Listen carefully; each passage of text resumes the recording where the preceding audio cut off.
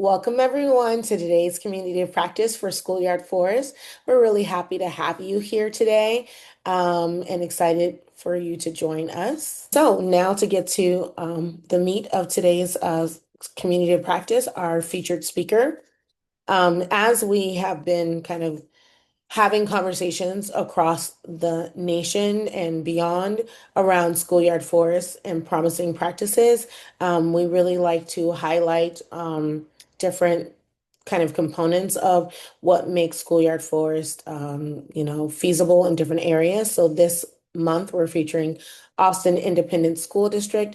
And more importantly, or most importantly, we're actually featuring Sydnie Levell, who is a certified arborist, a certified urban forest professional, and urban forester for the Austin Independent School Districts.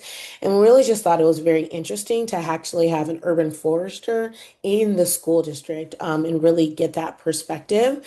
So, Sydney was born and raised in San Antonio, Texas, and received a bachelor's degree in biology from Texas Lutheran University in Seguin, Texas.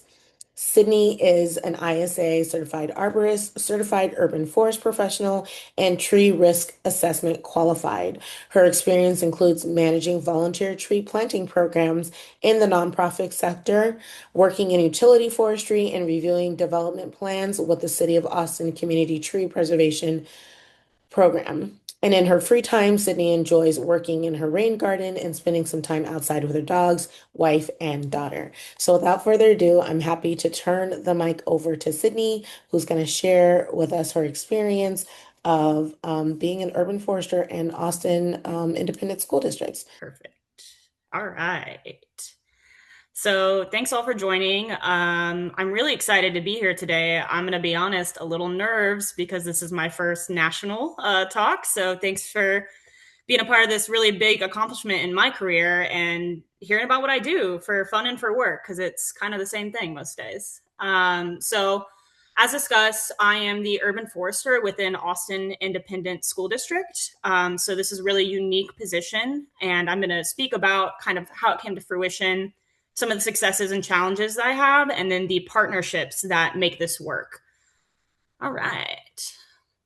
So we already discussed a little bit about my background, but I wanted to kind of acknowledge some of the cool stuff I've done. I had the opportunity to work with across all of Austin. So over here, I have a picture of young Sydney, and that was a small tree I planted at a school, Barrington Elementary School, when I worked for the Parks and Recreation Department. I was a part of what I called the bucket brigade, where I carried buckets of water to trees. And that was my introduction to urban forestry. It was simple. I was digging holes, carrying water, doing all kinds of hard manual labor and asking a lot of questions about trees. Luckily, I had mentors and folks who were willing to answer all those questions, and I fell in love with forestry. From there, I worked with some utility forestry groups, Aspel and Tree Expert Co., and did utility line work and just pre-planned a lot of stuff, which really helped expand my knowledge when it comes to tree risk assessment, tree identification, and other things like that. And then I decided, this is cool and all, but I want to engage the community. And so I worked for a local nonprofit here in Austin that I still work with very closely called Tree Folks. After that, I had the pleasure of working directly with the city of Austin, helping ensure that we had developers following our land development code, which includes mitigation for tree removals. So I'm going to expand on that further and kind of how this all ties together. But really, a lot of those funds are what help make our work happen here at the school district. So I want to make sure to talk about that and highlight that. And a little funny thing I say is that my first position was funded by the Urban Forest Grant. My current position is funded by the Urban Forest Grant. So I'm like a little Urban Forest Grant success story. So that's really exciting to talk about and acknowledge. Okay, so a little bit of background about Austin Independent School District. So we are a large district. We have almost 70,000 students, over 5,000 classroom teachers, and almost 2,000 administrators, and we manage over 2,000 acres. So it's quite a bit of property, and I am the sole individual dedicated to trees at the district. So my role is a lot of facilitation of work, a lot of contractor management, and some education, tree risk assessment, things like that. But what really excited me when I was gathering this presentation is we have, web pages for all of our schools with something highlighted and a really nice photo of them, which I've included here on the bottom of the slide. Has anyone noticed that all of them have really cool trees on them? So that's something that's really interesting to me, that even in our, general information to the public, we're highlighting things like our urban forests without even recognizing it. And I think that also kind of goes to the value the general public sees in trees, even if we're not totally pulling it together in every moment. So, as I was going through this and making it, I was like, how neat that some of our older schools were highlighting some really neat trees. Some of our brand new schools, like this Doss Elementary School here in the center, we still have trees that were preserved through the construction of the new campus highlighted. So just something I want to acknowledge that was pretty cool. But essentially, we're operating as like a small city. We have, our own food services. We have our own facility maintenance and operation. We have all these administrators. We have a small city we're managing. So more about the school district. We have a very large span. So I know a lot of folks are not from Austin area. So down here is essentially the end of our full purpose district for the city of Austin, and it creeps into Menchaca, Texas. And then right above here is technically Round Rock, Texas. So we have schools all the way up and down Austin. And facilities as well. So we have currently about 116 campuses and about another 20 or so facilities that we maintain to make everything run smoothly. On the right, we were lucky enough to receive an urban forest grant in 2019 to hire a temporary employee to do our first inventory. So one of the biggest assets when I started this position is we already had a baseline tree inventory. And, data drives decisions. So by having all that information handy has been a huge asset to helping make decisions and prioritize in my current position. So we're lucky enough to use Tree Plotter Inventory database, which is funded by the city of Austin. They house data from Austin Independent School District. They house data from the Parks and Recreation Department, from the Public Works Department, all regarding the city's trees. So the goal is to use this platform to collect as much tree data as possible and maybe one day have a citywide tree inventory. Not quite there yet, but you can kind of already see again how the cross collaboration between the municipality and the school district is something that happens quite a bit. Next slide. So some other things I want to acknowledge and talk about. In Texas here, there's a lot going on with the school district, especially Austin. We're having to consolidate school campuses. There's quite a bit of budgetary issues. There's a lot going on at the state level that's impacting us at the local level and changing how we have to do things completely. So with keeping that in mind, we have the awesome resource of having an urban forester on campus, but we have budgetary limitations. So we have to be creative in our resources.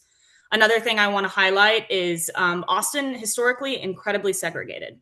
So on the west side, we have a significant amount of canopy, whereas on the east side of Austin, kind of split down the middle of our highway I-35, it's a complete different canopy. You can have a 7% canopy coverage on one campus and then a 30 on another. So to highlight that, I pulled some images from Tree Plotter. So this is Oak Hill Elementary on the southwest side of Austin. And you can see here, they essentially have their whole own forest back here, which I have done plenty of work in, helped to maintain, done some selective hazard tree removal and care, and it is super neat. But then if we jump over to Rodriguez Elementary, which is on kind of more of the east side of Austin, you can see they back up to a warehouse and essentially have little to no canopy, except for in the immediate areas where trees were planted, 30 plus years ago. We have done quite a bit of work trying to get trees planted in these kinds of schools. Right before I came on, I'd love to take the credit, but it was the previous forester before me, planned a tree equity planting with the city of Austin, and we were able to put over 1,000 trees in the ground at 22 different campuses with that equity focus, that vision of adding canopy where canopy is needed. So we're doing as best we can, but as we know, this takes a lot of resources. And referencing back to the budgetary issues, we have to be creative in the way we do these things. So I wanted to highlight some of our really cool trees.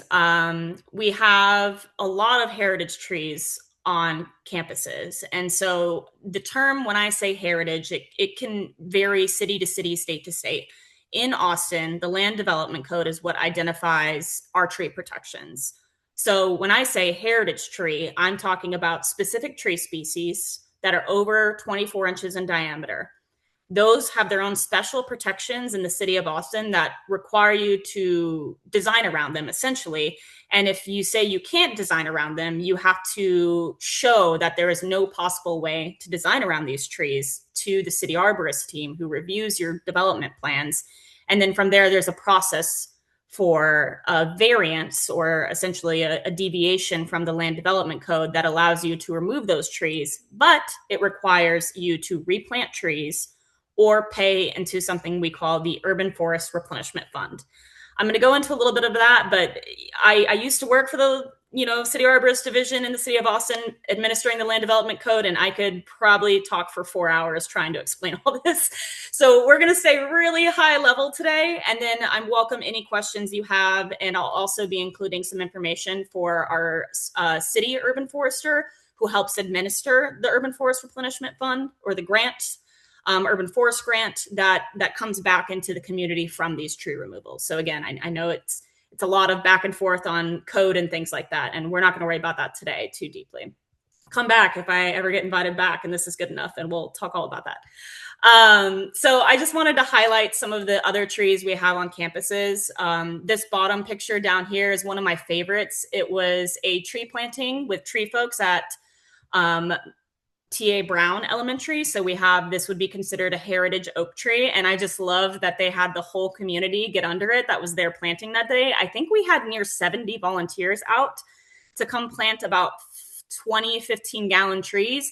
And then tree folks also did a community lunch after to help build, community and talk about the trees and really connect the people to the trees, which is something, I, as an individual, it's difficult for me to do. So that's already highlighting one of those partnerships and assets we have. So that picture makes me so happy. I was there that day. We're not going to try to spot me. I was ducking down a little bit. I wasn't really feeling very photographic that day. Plus they did all the hard work. I did the supervising. I don't need to be in that picture. Above, we have another heritage live oak at, I believe, Becker Elementary that had received some care through an urban forest grant where they decompacted the soil, added mulch, things like that. So not only on the high level is the district, thinking how do we maintain these trees, we have a lot of folks very invested at the campus level. And I find that to also be a huge asset. In some places, people probably don't have the time, the energy, the ability, but we do have some campuses where folks are very dedicated to their heritage trees on site. Going back to the land development code a little bit. So this is a heritage pecan tree. So again, specific species. Typically it's oaks, elms, hickories, pecans, walnuts, things like that. So this is a pecan tree that was very, very valuable to the campus. And I was brought in early on this design to make sure that it met the requirements for tree preservation. And the campus also was a huge advocate of we have to save this tree. This tree is very important to us. So you can see here through construction, they have all these forms to build a retaining wall around the area, but they pushed it as far out as possible to preserve as much of the root zone of the tree that they could. Now, on top of that, the construction team hired a third-party arborist company to do monthly monitoring assessments that they then send to me. So there's a lot of value and thought, and now we have multiple eyes on this tree taking care of it, and that's really awesome. So I want to just highlight that even during construction and these modernization projects, we have these thoughts about, okay, how do we take care of this green infrastructure, these really important landmarks on our campuses. To the left, we have a bald cypress at one of our campuses. Sorry, it escapes me. I have 116. But it's a really great medium-sized tree, and I feel like those need some love too. So, beautiful form, great tree, healthy and happy. And we just have, a lot of really cool stuff in the district to look at, to be proud of, to maintain, to take care of. And there's a lot of buy-in from our municipalities, our campuses, our communities, and that's really important. And if there's not buy-in, there won't be action. So I feel very lucky that we have a lot of campuses and communities that are very supportive of our trees. So with the good comes the bad. So we also have, some extreme weather here lately in Texas. We've had ice storms that are unprecedented. We've had, different uh, windstorms. We had a microburst here in Austin, which caused devastation to the east side specifically. And just general tree maintenance. When there's only one individual who has a background in tree risk assessment, and you're going around campus to campus, sometimes things happen that you can't get to before. I am very proud of the fact that we've done a lot of work on making our campuses safer, especially since we had a gap in a forester position after the winter storm Uri, which caused a lot of devastation to trees in Texas. So we are still seeing the result of that, where we've removed probably over 200 dead trees, dying trees, or trees that were considered hazardous, and also pruned, mitigated and tried to preserve as much as possible. But the fact of it is, we have to operate within a certain level of risk, and I can't allow some trees that would be considered hazardous to stay on school campuses due to the high use and nature of the use of those areas, which is playgrounds, sidewalks, public use. So really my number one priority in this position is safety. And then after that, I get to do the fun stuff. But the safety is very important. And since I'm a nerd, the safety part is pretty fun for me too. But so just a little bit about what happened in some of these scenarios, and the challenges again is design, pre-design, thinking about the way we construct these buildings around our green infrastructure. On this left side, we have a large red oak. I believe it was 23 inches in diameter, so not quite heritage, but almost there. Just was suffering from white rot and not showing any symptoms. And then we had a pretty big storm come through, and it split into multiple pieces within an interior courtyard. So that means there was zero access to the exterior of the building. We had an incredibly large tree, and we didn't have any equipment to remove that tree. So what that resulted in was hiring multiple tree crews to, by hand, pull logs over the roof of the building, get them out until they were small enough to piece out and walk through the building to get it out. So as you can imagine, it was a lot of work. So we're trying to be more intentional in the way we plan these buildings as well, to make sure that if there is an issue, or if there's maintenance that needs to be done, that it's accessible and doesn't cause any issues with the use of the building. So that's something that I've talked to a lot, is let's not do internal only courtyards anymore, and let's especially not plant incredibly large trees in them if we're going to do that. We have also a lot of portables and other buildings. And in this situation, this was a windstorm. Again, this was a healthy tree. It just got ripped up. We're adjusting to the new normal. And we have a lot of trees that are trying to adapt to those situations. So unfortunately, there's some carnage in the pathway of trees adjusting to this. So we, I think, had around 40 trees lost at that campus that were pretty much completely uprooted. So those root plate failures, they can be pretty intense. So I helped assess and get that handled.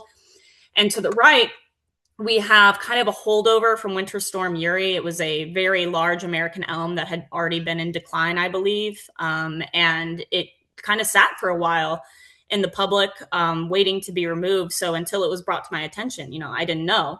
So we immediately put up some safety taping, notified the community, told them we were going to get it out there as soon as possible. But that's something to consider is, identify where the highest need is, prioritize, budget accordingly, which can be difficult when you're working with a limited budget and you have a very large swath of property you're maintaining. So to go back to kind of how my position's funded and the recapturing of the funds through development. So we have a group, the Urban Forest Program, which is housed in Climate Action Resilience, and they help administer these funds. But we also have a group in our Development Services Department called the City Arborist Program. Excuse me.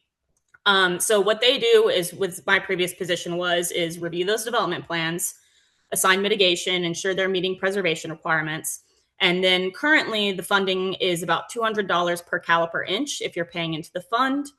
And so they collect those dollars and then send it into the grant, and then there's a committee that reviews grant applications and then distributes the money accordingly. So the urban forester position within AIC was initially funded by the Urban Forest Grant, and it was a collaboration between the city recognizing that AIC is one of the largest landholders in the city. There's kids and people there every day, and there's a huge benefit to having someone on staff who understands all of these different types of interactions. And as an urban forester, I always say it's about the trees, but it's about the people. So, we want to increase the use of these areas. We want people to feel safe in these areas, and we want people to feel comfortable in these areas. I don't know how many of y'all have visited Texas, but it gets hot, very, very hot. So these trees are super important to helping mitigate the urban heat island effect here in our areas. And as a school campus, we need parking. We need all these different areas. We have this building. There's naturally a requirement for a lot of concrete and asphalt. So by using our green infrastructure to offset that, it's highly important, highly, highly, highly important. So the Urban Forest Grant itself is open to pretty much anyone. They have special projects that they occasionally approve, like my position, but it could be as simple as someone wanting to plant 10 trees on their school campus. 10 trees in a park, 10 trees. The main stipulations are that it has to be on public property and a benefit to everyone. So you go to pre-submittal meetings, they work with you directly, and then the application opens, you submit your application, and then it's reviewed by a committee, and then you're awarded or denied the grant. One of the cool things about the grant that I really appreciate is the creative use of it. For example, funding positions, helping with green forest pathways, and also inspiring. So it's not just tree planting, it's tree care, it's inspiring folks. We have another group of folks who come into school campuses and teach them about trees. A lot of our teachers are really bogged down with specific curriculum they have to teach, and they don't get to do much outside of that. So their name is Peas. And they, fill a huge gap, and a lot of their work is funded by this grant. So it's a really unique way to use these funds. And it's been really interesting to be an individual watching, from working at a nonprofit that use those grant funds to being someone who administers the code and really starting to get a grasp on how it gives back to the community. It really helps me explain to individuals, especially, if development or, they see a tree coming down, I'm like, oh, well, it was actually already in decline, but we got mitigation funds from it. And that's going to go back into the community. That's going to go back to bettering the urban forest in our area. So that's a really cool thing. Another thing to note is AISD has a nonprofit arm called the Austin Ed Fund. And so what they do is they essentially facilitate, donations and things like that and simplify it. So we at the district directly have someone to support us in that process. So I work very closely with the Austin Ed Fund since my position is funded by the Urban Forest Grant, and a lot of my work that I do outside of safety stuff is funded by the Urban Forest Grant. So we're tight, to say the least. We communicate a lot, and keeping those relationships prosperous, thoughtful, intentional, making sure you're on the same page has been very valuable. And, I'm lucky enough to have been working around these folks for almost 10 years now. So I feel like without the help and support of all these different programs, there was no way I could, do this in my career and then reach so many people that I'm reaching and create the programs that I'm creating without that support and community. So I'm going to talk a little bit more about partnerships. Y'all have heard a lot about the city of Austin, but some other things that I want to highlight within the city is our children CCCN. I get this wrong all the time. I'm sorry. I'm not directly related with outdoor learning, but it's Connecting Children's in Nature, which again, the city of Austin, they have their Parks and Recreation Department, and they see AISD as a huge asset to get children in nature. So they develop things like the Outdoor Bill of Rights, which the first thing I love is in which children of all ages, backgrounds, abilities have the right to climb a tree. So I think that's really awesome. And they just essentially really want to ensure that students are getting out there. They're learning about these green spaces. They're interacting with these green spaces, and they're seeing nature as an asset. We also have a really unique relationship with the city of Austin where we have some sites, some different school campuses that are co-owned or classified as joint use. So the city of Austin owns a portion of the property, and Austin Independent School District owns a portion, that's a tongue twister for me for some reason, of the property. And this allows us to use both Austin ISD funds and City of Austin funds on those sites to really support the area. So it's been really interesting, the collaboration in those, and then also, you know, the different issues we see with budget issues. And, you know, we do have bond funding where local taxpayers will pay into the bond fund, and that's what we're using to reconstruct some of these older schools, and how to navigate that with a co-owned property. So there's a lot of different nuances in that we're still figuring out. But all I've ever seen in those meetings is everyone wanting kids to be outside and trees to be planted and folks to enjoy those spaces. So regardless of the nuances, there's a common goal, and that will be achieved, you know? So a little more detail about the partnerships. Like I said, I mentioned Tree Folks. They're an awesome nonprofit that I started working with years ago as the tree planting and volunteer coordinator. Pretty stoked to see some of the stuff I implemented is still being used. And they come out, and we're working on essentially growing the canopy on different campuses.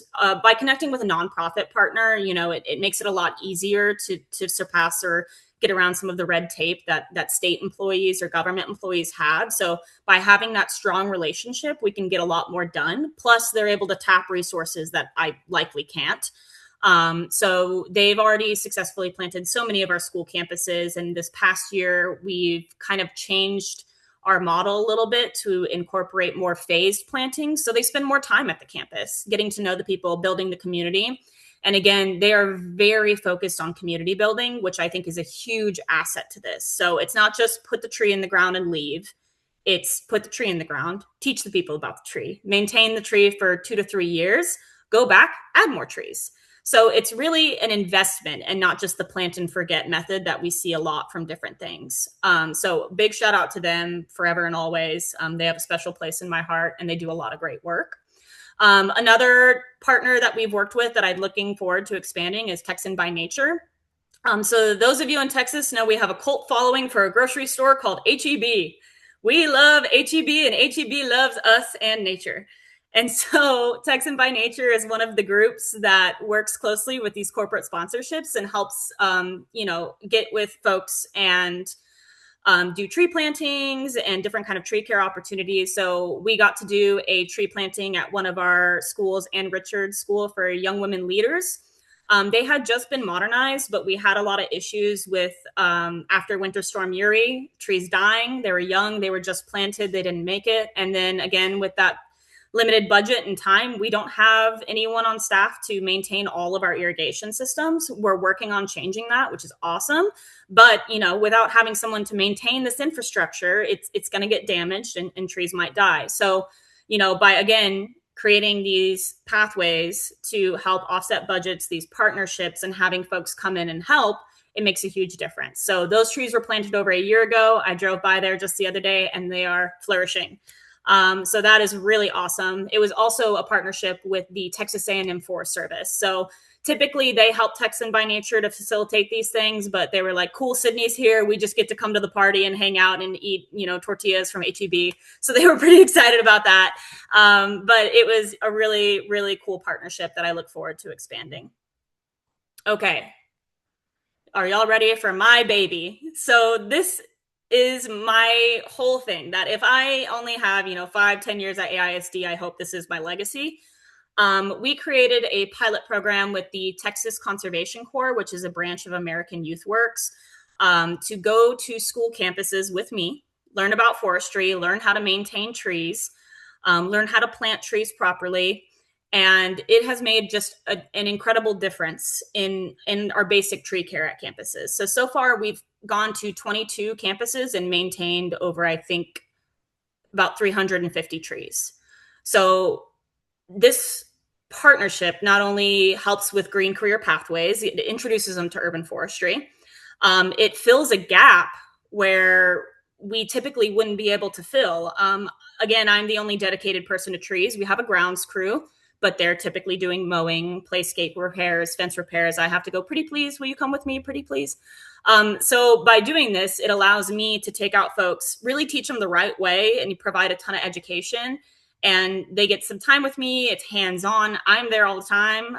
You can see me on the left, very excited with my helmet and my shades, watching them do a really good job. So I'll also pick up a chainsaw and work with them if we're shorthanded. That will happen a little less as I get older. But it's something that's really exciting and also engages me in the work and shows them hands-on, this is what you can do.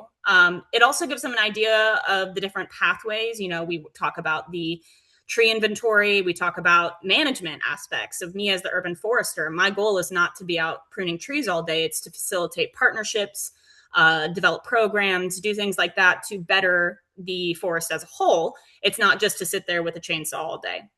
So they have just been huge for me, and I'm looking to grow the program and continue it. They also are tough as nails. 10 weeks of tree pruning in a Texas summer is no joke. So we have a little fun too. We have to get through that heat. Sometimes we get brought popsicles, which was a highlight of my week, by school campuses that are very thankful. So it's just been a really interesting way to cross partner. And again, this work is supported by the Urban Forest Grant. So I got $300,000 to the Urban Forest Grant to start this program and work with them and really develop. And my next goal is to have full scale operations where we clean up and then we come back and plant. So this first year is where we got to do that. So on the left, we have tree pruning at one campus. On the right, these are all my folks who had just planted a tree on the campus. And of course, who doesn't love planting trees? So they thought it was a lot of fun. They're like, thank God it's not 100 degrees and Sydney's not making us pole saw for 4 hours. So it's a nice break to kind of really feel the full circle of the program. So this one has a special place in my heart, and I'm really looking forward to it. All of these kids, they're adults, they're 18 and up, but they all have a very special place in my heart too. They're just interested. They care. And to see the folks that are coming up under us care about these things, it reignites a passion and a hope in you that maybe you've lost from watching trees split in half all day, or, all kinds of other things that come with the today that we have each morning. So seeing the different folks get excited and learn. And then my biggest accomplishment, if I'd have 3 of them that are going with urban forest pathways. I have one in Nevada who's a utility forester. I have a couple that are applying to be foresters elsewhere. So we're already seeing the direct benefits. I even have one who's applying to work at AISD. So it's just something that full circle, the coolest thing too is getting these folks out to school campuses. It opens the students' eyes to this is a possibility. So the visibility of it makes a huge difference. And that's what's really exciting to me. Okay, well, that's the end of what I got. I will provide these resources. So my email, Sydnie Levell at austinisd.org. Hit me up. I'm happy to chat. I keep telling everyone I'm a certified yapper. So you will hear from me if you want to talk. And I was also able to reach out to the City of Austin Urban Forester, who facilitates the Urban Forest Grant and the Urban Forest Replenishment Fund. And she is happy to speak with folks. She is a big connector. She is the main person who hosts our regional forester meetings. So if anyone's curious about this partnership and the creativity around using development fund mitigation funds to fund these kinds of projects, she's your person. And then I have a couple webpage resources, our webpage for AISD, the Urban Forest webpage, the Urban Forest Grant webpage, City of Austin, so you can get more information on that. And if you really love reading code, there is also the environmental criteria manual linked, which kind of details the mitigation rates and how we identify that and move with it. So that's kind of all I have, and I'm looking forward to hearing questions. Awesome. Thank you so much, Sydney.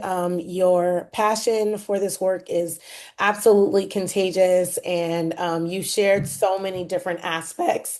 One reason why I personally was very excited to feature you is because a couple of things. There's this, how cities and school districts can work together to really um, carry out a shared goal and objective. I just thought that was and you illustrated that so well with this urban forestry. And so Thank you for your contact information, but also for the City of Austin's urban foresters contact information, just because I think, there's a model here that really feels like it could be replicated in other places to Absolutely.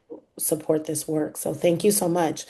Um, all right, so there's some great questions and you're getting lots of love. So let's see. And Lauren, you can feel free to help me out too. But one question was okay, I'm gonna read this, Matthew, or folks can also come off mute and read their own question too. But Matthew is saying a few questions from down the road up in Northwest Austin in RRISD up on a sheet of limestone. I'll cap at one question right now and come back with more time allowed. So, how have you navigated liability with regards to the students, district, the school, PTA, and community? Who digs the holes, who does the planting, who does irrigating and mulch, which is actually a really great question. Yeah, so that is a great question. Like I said, a lot of it's partnership related, so they take on that liability, and it's not directly with the district. Irrigation wise, we do have subcontractors, and I'm not super familiar with our liability requirements when it comes to that. And I'm curious, what do you mean by liability when it comes to the planting? Do you mean like survivability of the trees, or do you mean like kids running into a tree and getting hurt? Well, hi there. Thank you Hey, again for today. Um, yeah. yeah, just really, there's at face value, there's just acknowledging, okay, here are the liabilities of engaging, having students out, spread mulch, Hmm. potentially just doing, the basic task. And, Hmm. I think we were all like, yeah, there's no risk, but, there's still that definition and that pen to paper that happens of here's how we Sure. rank liability and how we more importantly, here's how we approach and engage with getting kids to mulch, getting to water and so forth. It's a very basic task, but, and specifically, I know within AISD, you'll probably have said, okay, here's how we do this engagement. Yeah, no, that's a great question. So currently, I don't engage students that much directly.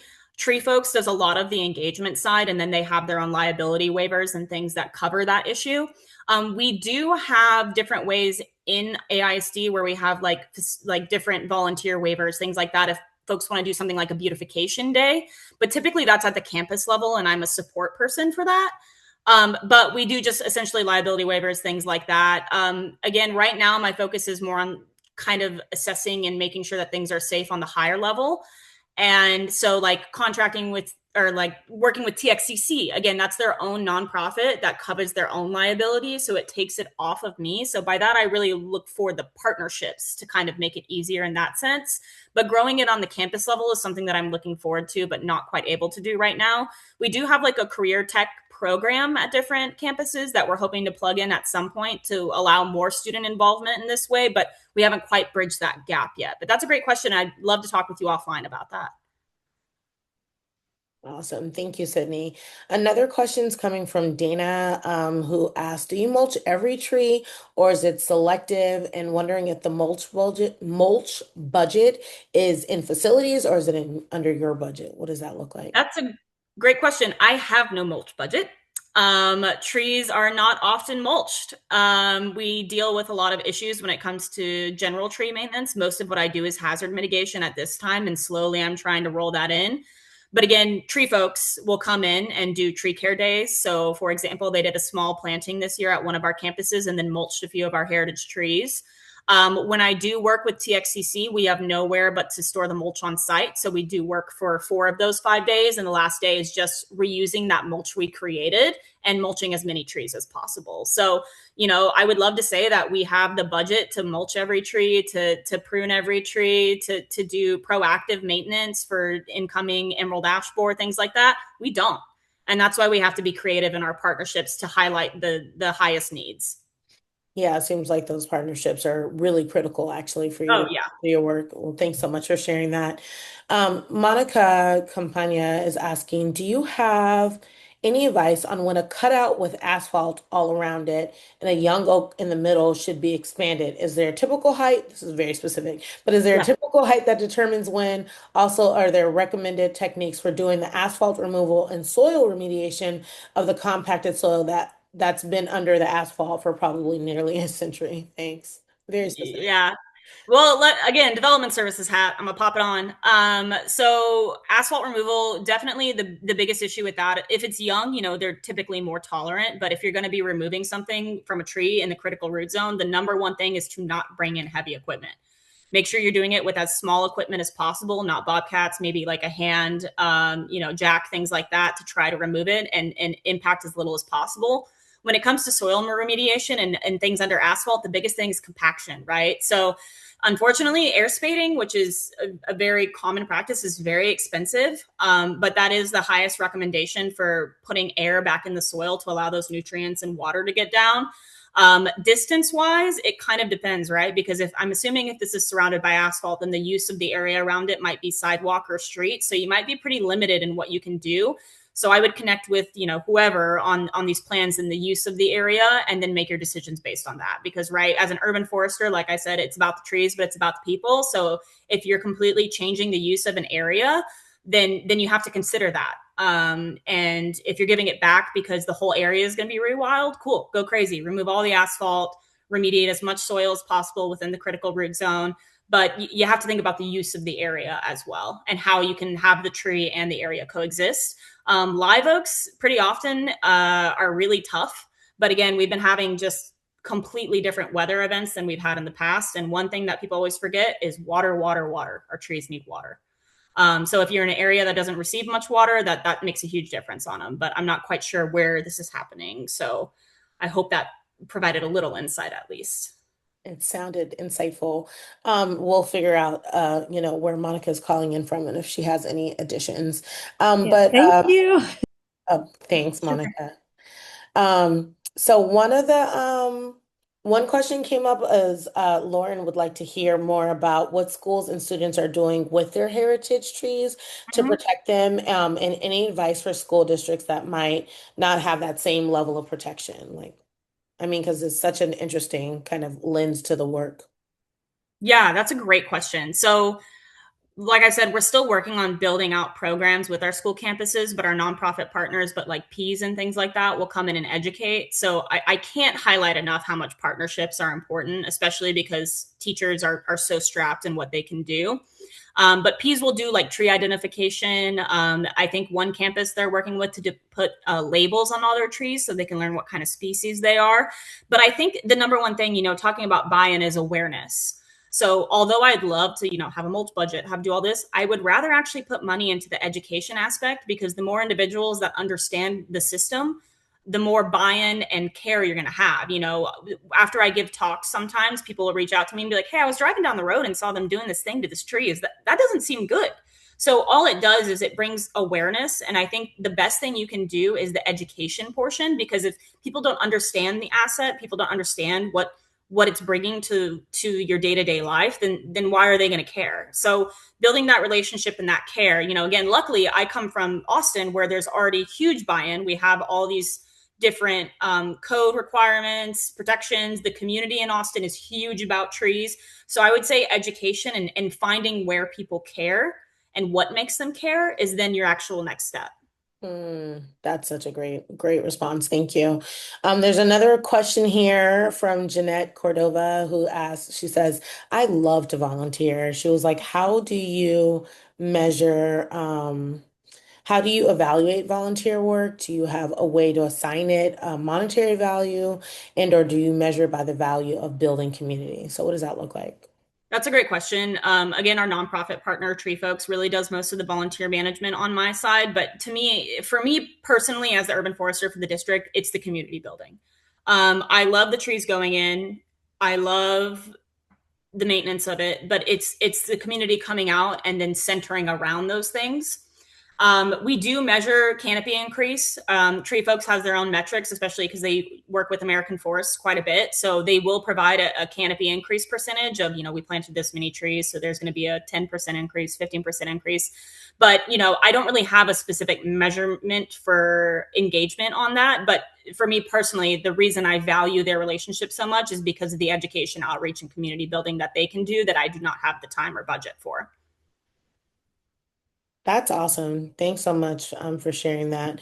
Really great questions and engagement. I think we have time for a couple more questions if anyone wants to come off mute and share anything. I was just trying to manage it. Or Lauren, please feel free to also like jump in if I missed something. I feel like I got to them all. And as folks Yeah, know, the I recording I will be think you got to most of the questions. I I think there's a lot of folks in this room who do not have an urban forester in their school district. That's like so rare. I actually don't know how rare that is if there's other school districts that have a position like you. But yeah, I think, you shared a lot of rationale for why it would be beneficial to have an urban forester. But yeah, any like an elevator pitch for, helping people maybe convince their community to have one, or maybe it's related to the size of their community. Yeah, any advice on helping advocate for a position like yours? Mhm. Yeah, I mean, I think the simplest thing is so many people interacting. We all need nature. There's clear studies that show that it improves healing times, it improves our mental health. And I always open some of my talks with, do you feel better walking in a concrete landscape or do you feel better walking around trees? So, along that, just thinking about the benefits and ability to bring things outdoors and having someone who really understands how to integrate that into a built infrastructure. I think that's the really key part here, right? Because if we say forester, a lot of times people think you're talking about timber, and this kind of work is relatively new. So really honing in on the fact that our climate's rapidly changing. We need to be creative in the way we plant our landscapes and maintain them, and then having someone who is specialized in that can help support programs. Again, I'm a single person for a very large district, which I'd love to have a whole team, but one person can make a lot of a difference. So even if it's just one individual who has the education and can help build those relationships, like I said, it's a huge value to everyone in the area. And working in school districts, it touches the community so closely. Everyone cares about their neighborhood schools. Everyone cares about where their kids are going every day. And capitalizing on the fact that we want to improve those conditions through tree planting and care and thoughtful planning. I think it's a good way to do it, and hopefully I can do enough pilot programs and produce enough data that you can just bring it to them and say, look what happened in Austin. When that, I mean, there's so much, I think, excitement and energy around like, like I wish we could bring, an urban forester to our district. So I think there, that this just highlighting your position offers this opportunity to like, oh, we hadn't really thought about that, but that could be really something beneficial. Another question coming from Matthew. He asked about what slow watering devices have worked, everything ranging from those thin 5-gallon trees that a gator is overkill for to larger 15-gallon trees? Is that? That's a great question. I can't really capitalize on those because of, again, the lack of staff I have. So I have to use underground irrigation. Back when I worked at the city as a part of that bucket brigade, what I really was doing was taking buckets with drilled holes in them and laying 5 around a tree, 5-gallon buckets, and then the watering crews, which were big watering tankers in areas where they didn't have irrigation, would come up and fill those up, and that would just let it drip down. So it seems kind of silly, but honestly, that was a really effective way to do a slow watering. And drip irrigation. Drip irrigation is great. I don't love irrigation as a whole because it's difficult to maintain. It's expensive to maintain, but that's kind of the reality we're in. And I haven't been able to be more creative outside of that at this point. That's awesome. Um, Appreciate that response, I would say. So one final question I think we're gonna go with is, oh, how Rachel Farley asked, how are you thinking about increasing tree canopy and increasing risk of urban fires in Austin caused by drought and extreme heat? Because obviously, yeah, you're dealing with, these two big things. Yeah. Well, the first thing I did was connect with the Forest Service and become wildfire risk qualified. So that is a different qualification with the International Society of Arboriculture, where I went and learned specifically about wildfire management. So one, you educate yourself. So the biggest issue with wildfires is ladder fuels, which means the jumping from the grass fire level to the tree level. So you go from a basic grass fire that can be more managed to a 30-foot fire with embers blowing miles away. So, we have specific maintained areas on most of our campuses. So replanting on that isn't really a problem, as well as with the amount, like I said, of asphalt we're trying to offset. So there's only a handful of campuses where wildfire is a big concern because it butts up to a preserve or other things like that. But, intentional planting, one, on trees that are drought tolerant, so they're less likely to die and stand dead for a long time, right? Because healthy trees filled with water, so they're less likely to catch on fire. And as long as you clear out those ladder fuels underneath in high risk areas, then it's a more thoughtful approach where we're protecting our large trees, but removing the underscrub that could cause a wildfire. And that's, things like something called a shaded fuel break, again, which is where you clear out a lot of the underbrush, but maintain the large stands of trees so that if there is a grass fire, it's less likely to jump up and carry those embers across. Thank you so much. I just want everyone to show Sydney some love just again. I thought this was such a compelling, very interesting, did not disappoint presentation. So thank you so much, Sydney, for sharing your time and your expertise and your passion with all of us. I think you've given us quite a bit to think about. So thanks so much, everyone, for joining us. As always, we really appreciate you, and we'll see you next time.